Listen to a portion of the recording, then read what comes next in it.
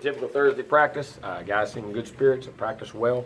Pretty daggone efficient practice, like what we did. Again, learning to practice better and better. I've said that.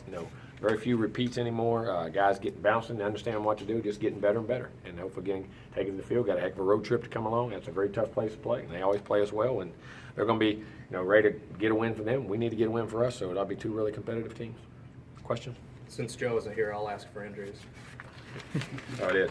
All right.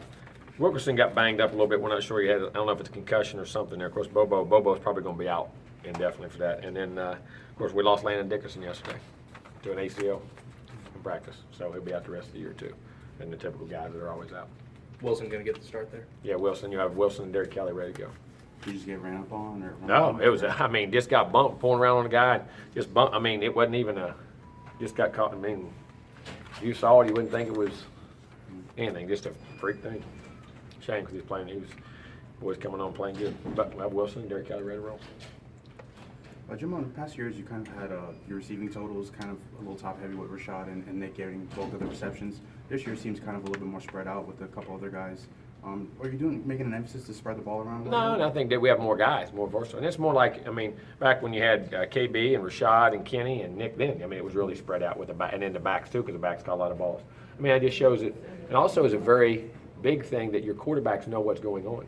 And what I mean by that is either the other guys are getting developed, but the quarterback's reading coverages, not throwing into coverages. That's why we don't have many turnovers that way. Getting guys the ball that deserve to get the ball. Well, I'm saying not deserve, but they're supposed to get it on each play by the coverage or what goes on in the matchups, and more guys that are starting to win and get developed. And that makes you a lot harder to defend, in my opinion, when the ball gets spread around more. And some of those other players know their roles and know when it's time to block, where to be. Oh, they do. They're learning and growing. Like I said, we still got a long way to go in that area, but I'm very pleased at the progress they're making. And like I say, Nooney's stepping up. Auden Tate when he gets his chances, and then of course Travis is playing really good. Of course we lose Bobo, but then these guys are stepping up. Even Kermit had a great game last week. The backs are still catching the ball. Izzo and Maven, when they're getting chances to catch it, are. Even though we had some balls that are supposed to go to them, they get covered up or things go happen. We don't have a problem throwing to any of them. We feel very confident in it. Jimbo, Wilson and Derek Kelly both have started in the past, but then lost those starting jobs. How have they practiced during that time? Have they progressed? Yeah, they've played well. They have not went away, as they say. Went away. It stayed pretty hard. Took all the reps, played well, and good weeks this week. So it's a good thing to have some experience. Jimbo, this is why you guys do the cross training, right? To get guys that play different positions. Oh, you do. You have to. It's just the bodies and the way the game is, and like I say. The injuries, the way they come sometimes in bunches and flukes and different things that happen. But you guys got to be ready to play different positions, different places. When did Landon have the injury? Yesterday. Yesterday or day before. Heck, now I'm asking. It was late Tuesday. It was Tuesday after practice, and we didn't get had to do the MRIs and all that stuff, and we confirmed everything late yesterday. Jimmy, why has NC State been such a hard team to play on the road?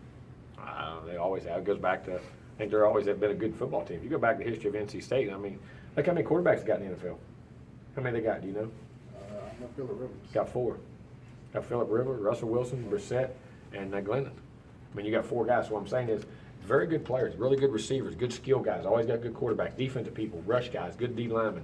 You research their history, they've always had really good players, and that's a great environment. Sits down that pit. And of course, I think in Florida State's one, North Carolina and Florida State, the 2 games that they always sell out every year.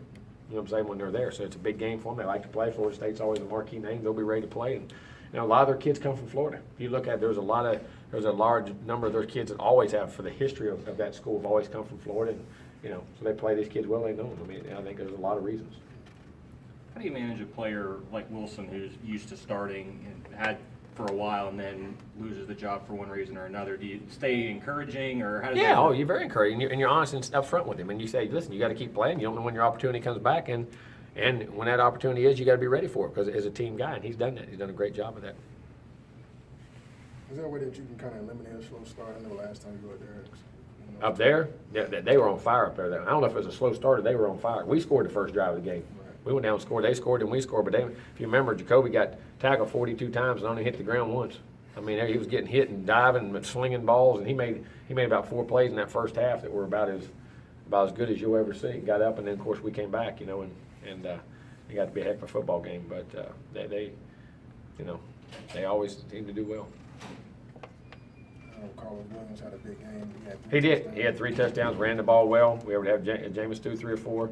Bobo actually caught 2 touchdowns up there that time. He had 2 that day. You know, it was a good day. It was, I think it had 56-41, if I'm not mistaken, and what the score ended up, and it was a heck of a game.